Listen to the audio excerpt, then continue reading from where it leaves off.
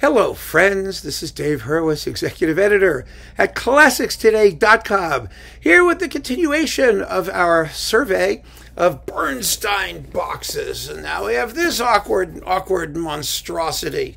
This is the vocal works. We have done symphonies, we have done concertos and other orchestral pieces, and this is vocal works and a lot of other things. They really should call it vocal works and other, because it contains a lot more than the vocal works. It contains all the duplicative stuff that we didn't get in the previous box, or previous boxes, which really belong there. Symphonies and, God knows what else. So here we are.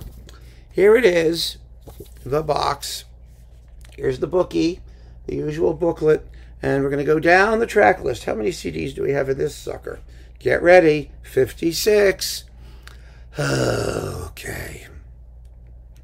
I'm a glutton for punishment. What can I tell you? I've already talked about, the format, these tray card things where, the discs manage to sort of slide around no matter how you store it.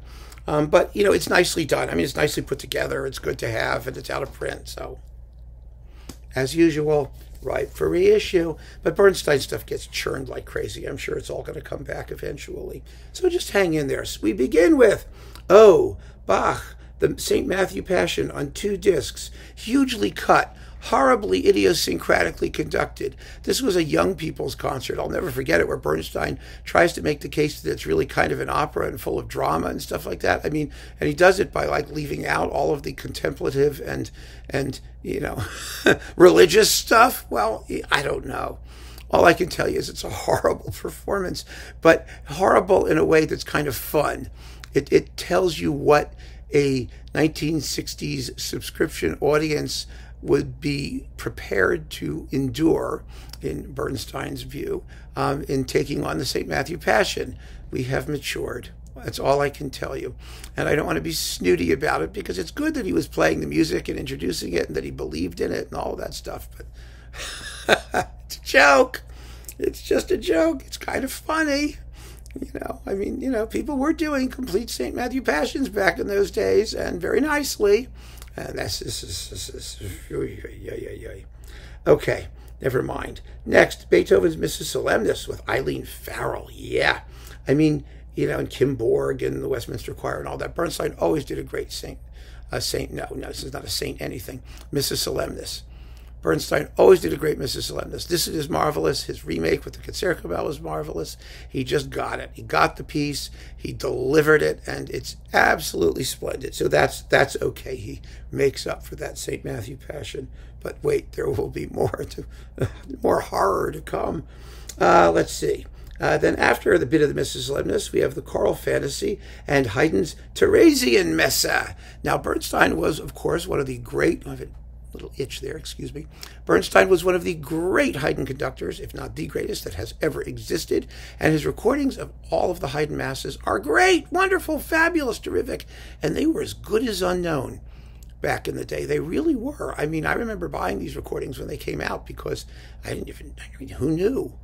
And Haydn's masses were terra incognita, but they're such splendid works. Those last 6 of them are amazing.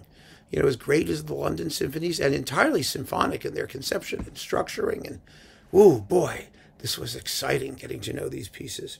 So that's wonderful.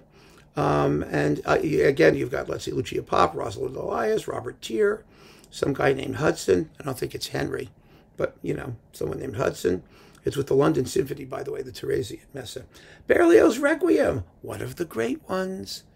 Oh, one of the great ones, one of the 2 or 3 great ones, right up there with Bunch. It's one of those done in France, and Les Invalides, and it's just fantastic. Oh, gosh, it's great. And Ravel's The Death of Cleopatra and Scheherazade with Jenny Torel. There's going to be more than one Scheherazade in here, by the way, I think. Or there's another with Marilyn Horne. I don't know if it's on this one or it was on in that EMI box, but well, we'll see soon enough. A great French music disc, no question about it.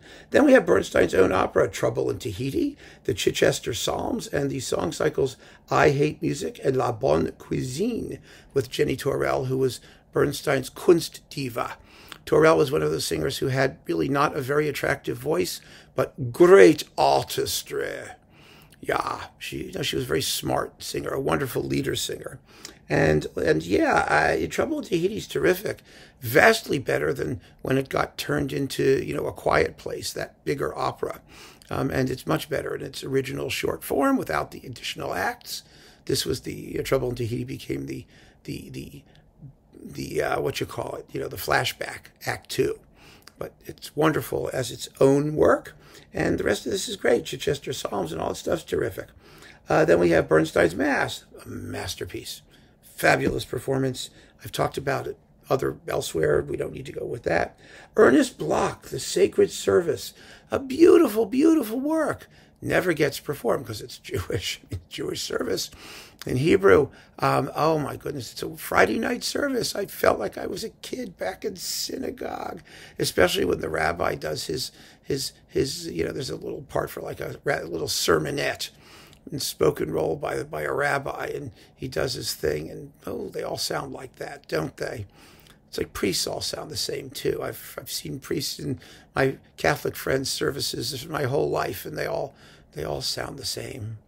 I'm not quite sure how they manage to get that weird intonation and peculiar diction, and it doesn't matter what country they're from. They all sound the same, and so do all the rabbis. It's absolutely true. But boy, I mean, the Sacred Service by Bloch is a beautiful, beautiful work. There aren't that many, big works of, Jewish service things. So that's great that he did it. There's another wonderful one by Maurice Abravanel, by the way. There have been a few recordings of it, but this is wonderful to have. Copland, In the Beginning, The Second Hurricane, rarities. Lots of rarities. Oh, yes, that's wonderful to have. Claude Debussy, The Complete Martyrdom of Saint Sebastian. Beautiful performance of a rarity. Another one. See, there's some really unusual stuff. Bernstein's unusual music is often in the choral department. And so just going down this list is really an education, especially for Bernstein people who don't know all that he did. That's why this set is so wonderful, and that's why it's such a pain in the ass that it went out of print. Right? Of course. And then Lucas Foss, Time Cycle and Song of Songs, another rarity, a real rarity. Bernstein was a friend of Foss. They knew each other from like the dawn of time. Foss played the piano solo in Bernstein's first recording of his Second Symphony, The Age of Anxiety, or at least his first Columbia recording, the mono one. So Bernstein returned the favor. And Foss was a fascinating composer. I mean, he was very eclectic, and his style was all over the place. So this is a very, very interesting opportunity to get to know some of his music. The symphonies, by the way, were recorded by the Boston Modern Orchestra Project, BMOP, and they are wonderful. Maybe we'll do a talk about those. Wouldn't that be fun? Handel Messiah. Oh, boy. This is right up there with the St. Matthew Passion and how not to play and sing Baroque music. It's also heavily cut, and I mean, again, there were wonderful performances of Messiah out there, even at this time. There always were. There was no reason for Bernstein to give it the treatment, but he did. And so you can suffer through it at your leisure or have a good chuckle, either way. Let's see, it's with Adele Addison and other people. But we do get Handel's Ode for St. Cecilia's Day. Now, that's an unusual piece to do, and that's quite well done compared to the Messiah anyway. It's a wonderful thing that he trotted it out and did it. That was unexpected. Again, it's just a totally outside of his fach kind of piece, but much easier to do than a full Messiah. It required less editorial intervention, let's put it that way. And then we have Haydn Die Schöpfung, oh yeah, and the Harmonia Messe. I mean, it's great stuff. Wonderful performances. It's Haydn, it's Bernstein, and more Haydn, the Mass in the Time of War, which is delightful. And let's see, Haydn's that's the Palkin Messe, and then the Nelson Mass, which is wonderful too, with Judith Blagan. It leads that off, and Kenneth Riegel and Simon Estes, and who was it, Gwendolyn Killebrew, and wonderful people. And the Bach Magnificat, which is a heck of a lot better than the St. Matthew Passion, because again, less editorial intervention, less need for Bernstein to try to make points, because it was his version rather than Bach's or Handel's or somebody. You know what I mean? When you're doing what the composer tells you to do, rather than what you've decided you need to do to put across what the composer thinks he may want to do, then you're in much better shape normally. You know what I mean? Because you have to do less work. You know, you just realize what the composer wrote, and it usually comes out. Now, here's a fun disc. Janacek, the Glagolitic Mass, and Poulenc's Gloria. Wonderful performances of the Gloria. The Glagolitic Mass is a little weirder. It has, first of all, a really strange-sounding organ. Oh, my goodness, this must have been some electric doodad. It sounds like a synthesizer. But the performance of the Glagolitic Mass is pretty good. It's Bernstein, when he did Janacek, as he with Sibelius's Lewanotar, which I think is in here too, he tended to be rather expressive in his shaping, to try and polish off some of the rough edges. Rudolf Kempe did the same thing. I mean, conductors were tended to. Zell really did it in the Sinfonietta. He doesn't overdo it in this Glagolitic Mass, and it's a good performance. I never knew he did the Glagolitic Mass. I mean, he didn't do any other Janacek. So what a weird thing this was to pop up in his discography, and it lasted in the catalog for like 5 minutes. I mean, so it disappeared. I only found it or knew about it when they started making these CD reissue things, and there it was. Who knew? Well, what the heck? Now we have, let's see, some Mahler, quite a bit of Mahler. Oh, yeah, lots of Mahler. We have, first of all, his LSO, the London Symphony recording of The Resurrection, because that used to be the preferred version. They had deleted his first one with the New York Philharmonic, which was actually better, although not as well recorded, but neither of them were wonderfully recorded because the New York Phil one had some strangely off-mic cymbals and things. I don't know why.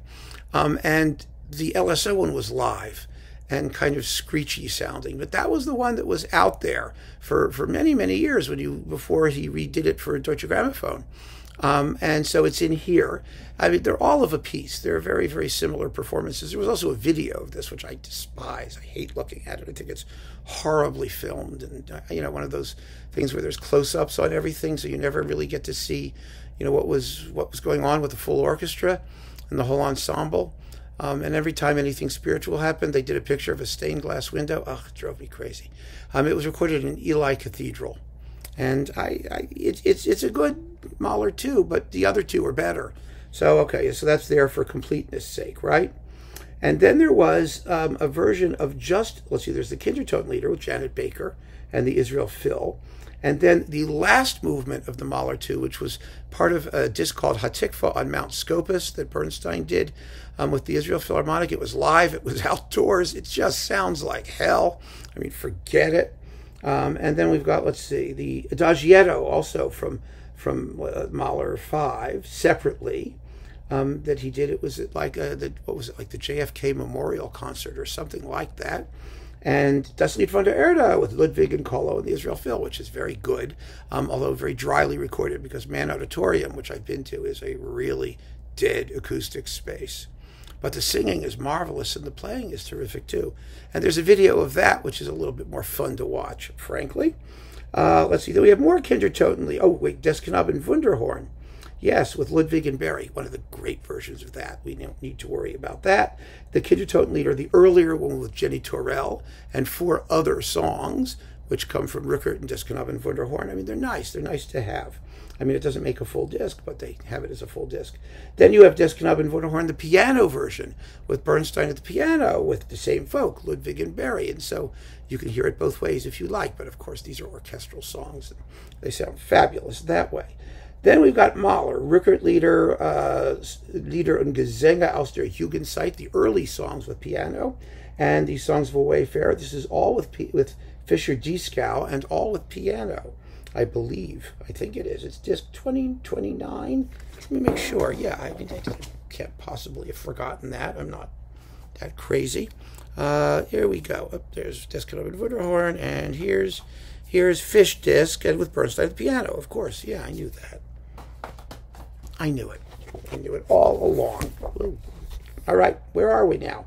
Mio, Le Théophore. Oh, what a great work that is.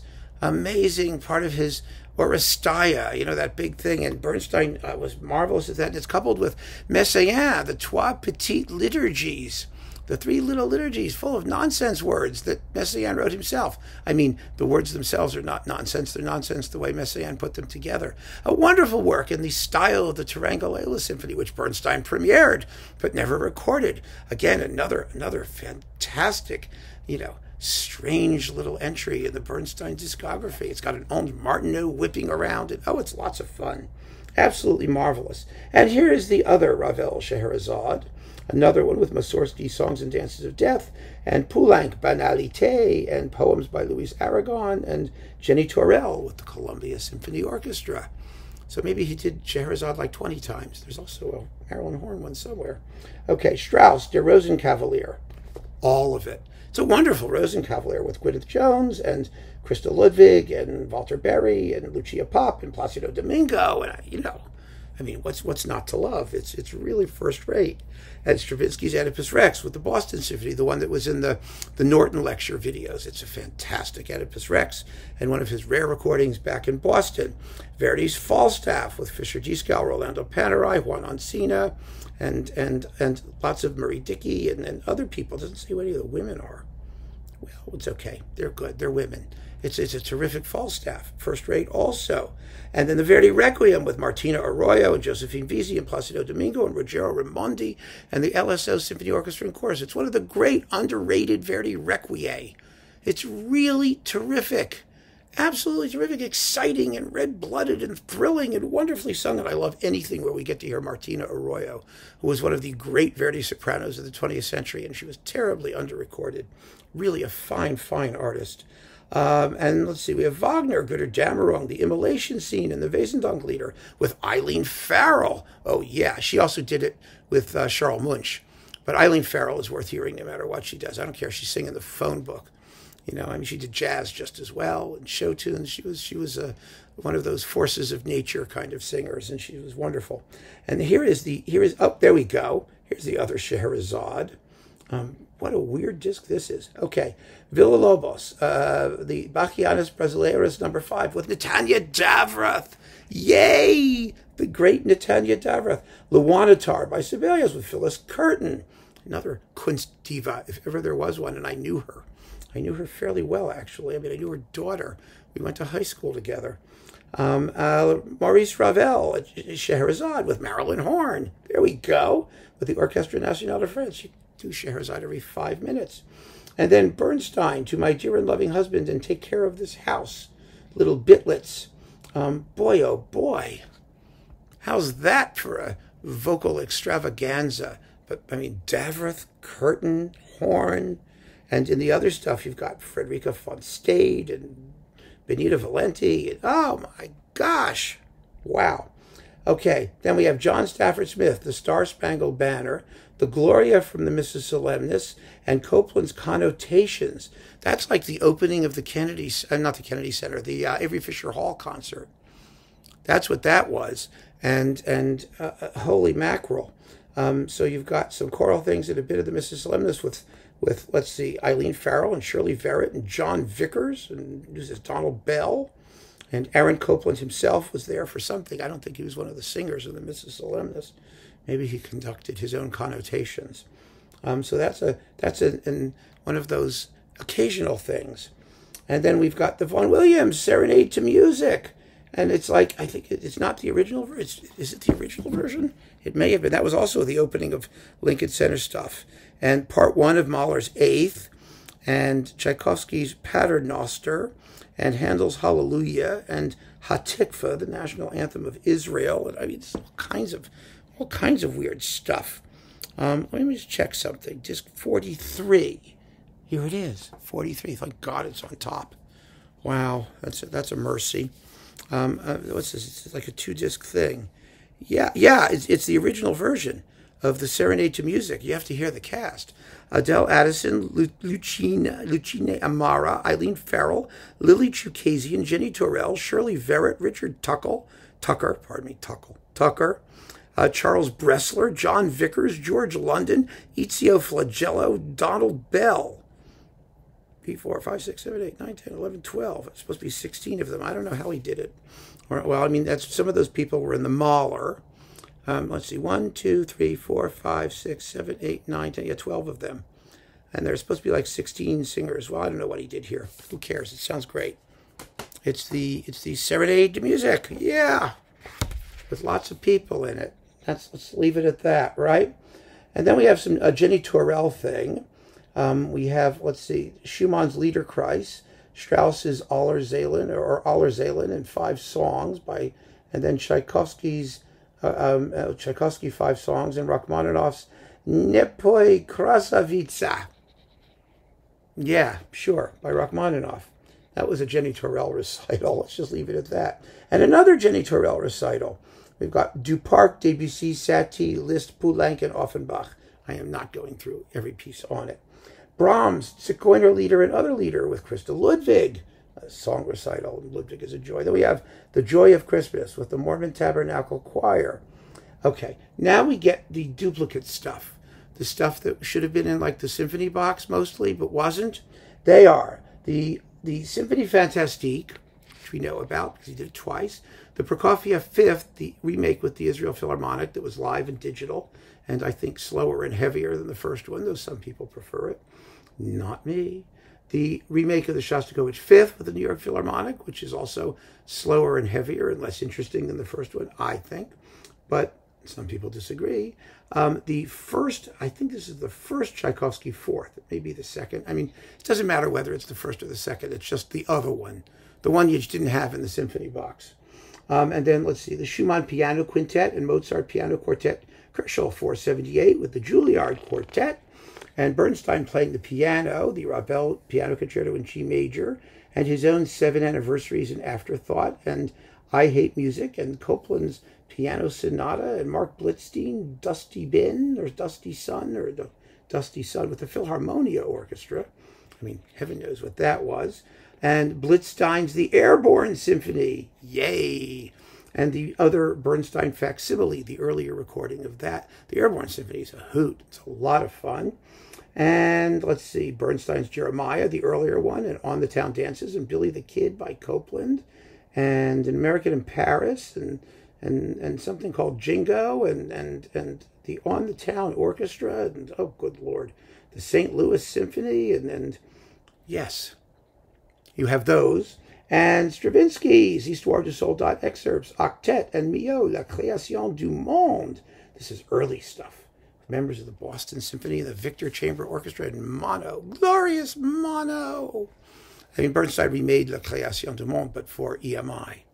Now Warner, not for Sony. And that, my friends, is 56 really interesting discs. You know, this may not have all of his most successful performances, but it does have some of them, and it has some of the most interesting performances. Let me suck it up here so I can do this appropriately. There. I mean, it has some of his most interesting performances, and I really do think it cements his reputation as one of the most versatile conductor podium genius types that we ever had in the 20th century. I mean, some of these things, I mean, the Airborne Symphony and Janáček's Glagolitic Mass and the Messiaen Trois Petites Liturgies, and, you know, and then Mio's Le Chaos. I mean, you know, really cool stuff. And who else would have done it? And you know, he does it awfully well for the most part. Let's not kid ourselves. And those Berlioz and Verdi Requiems, you shouldn't pass them up. They are splendid, really splendid. You know, the operas are very good. The guy was amazing, just amazing. So that's box number 3. And there are more to come. Oh, I have to do the DG box at some point, don't I? Oh, heaven help me.